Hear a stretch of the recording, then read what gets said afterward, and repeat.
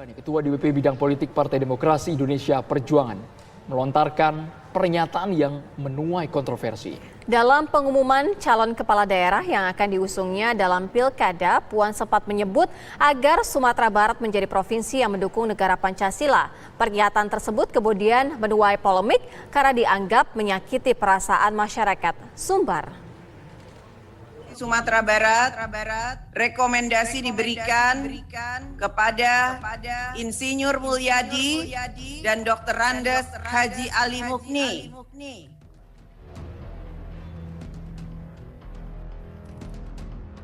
Merdeka! Semoga Sumatera Barat bisa menjadi provinsi yang memang mendukung negara Pancasila. Bismillahirrahmanirrahim. Merdeka!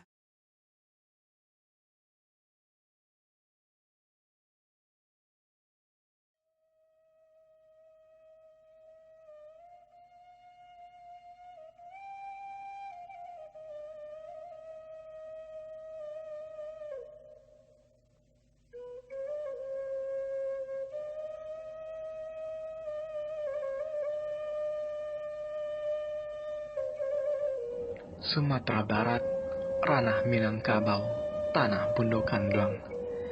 Tampe bariri sirangjang nan ganjia. Bapa doman nanjo adai basani syara basandi kitabullah. Dima bumi dipijak, disinan langit dijunjung. Dima semua dikali, disinan ayah disawa. Dima negeri diunyi, disinan adai dipakai.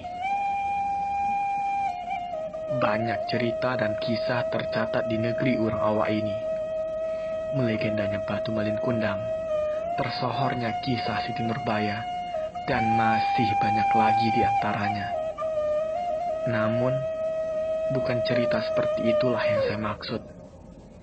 Kisah perjuangan para pahlawan bangsa yang pernah lahir di daerah ini, yang telah memperjuangkan hidup dan matinya demi kemerdekaan dan keutuhan Indonesia dalam bingkai Pancasila.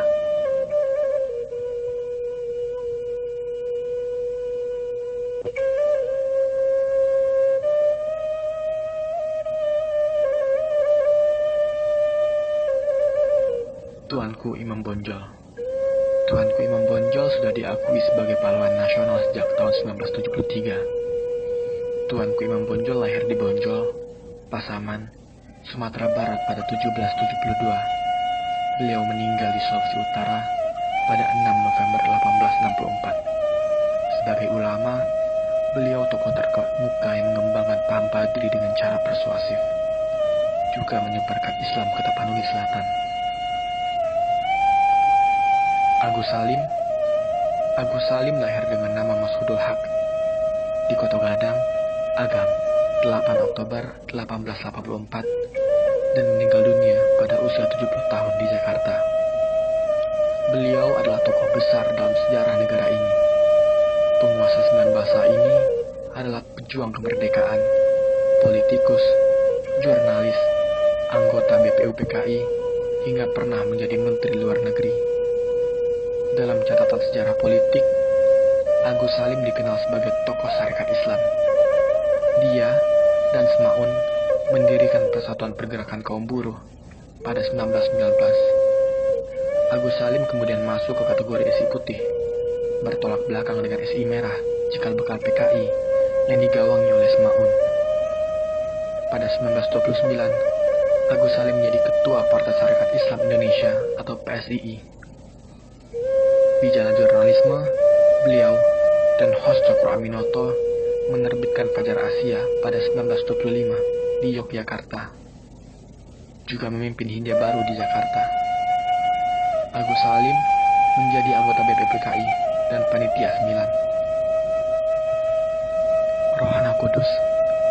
Sosok wartawati ini adalah tokoh paling baru dari Sumatera Barat yang ditetapkan sebagai pahlawan nasional, yakni pada 7 November 2019. Rohana Kudus lahir di Koto Gadang, Agam, pada 20 Desember 1884. Jurnalis perempuan pertama ini mengawali karirnya di Surat Kabar Putri Hindia pada 1908 di Batavia. Sebelum surat kabar itu dibredel oleh Hindia Belanda.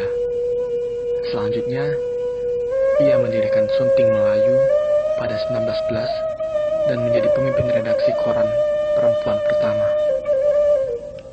Sebelum ditetapkan pemerintah sebagai pahlawan nasional, Rohana Kudus sudah menerima sederet penghargaan, antara lain Bronzenster pada 1951, penghargaan Upakarti dari Presiden Soeharto pada 1987, dan penghargaan Kebudayaan Departemen Kebudayaan dan Pariwisata pada 2007. Muhammad Hatta. Beliau adalah aktivis kemerdekaan Indonesia, proklamator, negarawan, ekonom, administrator, wakil presiden pertama RI, Perdana Menteri ketiga, Menteri Pertahanan keempat, dan Bapak Koperasi Indonesia. Tahun 1926, Hatta menjadi pimpinan Perhimpunan Indonesia dan dipercaya menjadi bendahara merangkap anggota Dewan Redaksi Majalah Hindia Putra atau Indonesia Merdeka. Setahun kemudian, Hatta menguraikan Liga Menentang Kolonialisme dalam Forum Kongres Liga di Brussel, Belgia.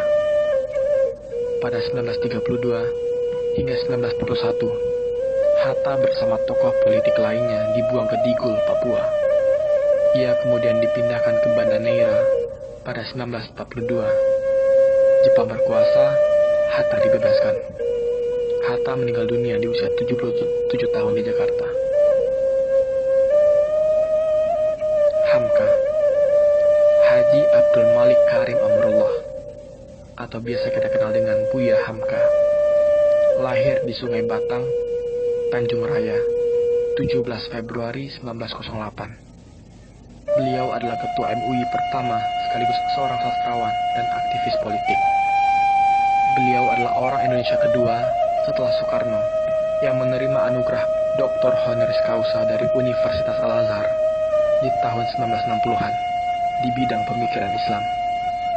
Salah satu karya monumentalnya adalah Tafsir Al-Azhar. Buya Hamka adalah tokoh Muhammadiyah. Dia wafat pada 24 Juli 1981 di Jakarta, dimakamkan di TPU Tanah Kusir. Rasuna Said, pejuang kemerdekaan Indonesia dari kaum perempuan ini, lahir di Maninjau, Agam, 14 September 1910. Rasuna Said dengan segala keberaniannya telah merintis gerak kaum wanita Minangkabau dengan tidak menyalahi adat dan agama. Tahun 1926, Rasuna Said masuk Perkumpulan Serikat Rakyat atau SR. SR menjelma menjadi Partai Serikat Islam Indonesia atau PSII. Di sisi lain, beliau juga menjadi anggota Persatuan Muslimin Indonesia atau PERMI, yang juga sama-sama menjadi parpol. Aliran politiknya tidak main-main, yakni radikal non-kooperasi, yakni emoh bekerja sama dengan pemerintah Hindia Belanda. Rasuna dikenal sebagai tokoh anggota DPR RIS dan juga anggota DPA 1959. Rasuna Said meninggal pada usia 55 tahun di Jakarta. Namanya diabadikan sebagai jalan protokol yang diisi gedung-gedung tinggi di Jakarta Selatan, yakni Jalan HR Rasuna Said.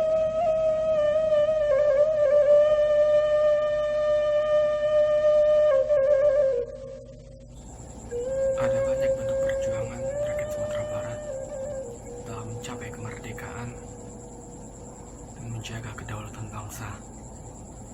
Semuanya tersusun rapi dan indah di dalam catatan negeri.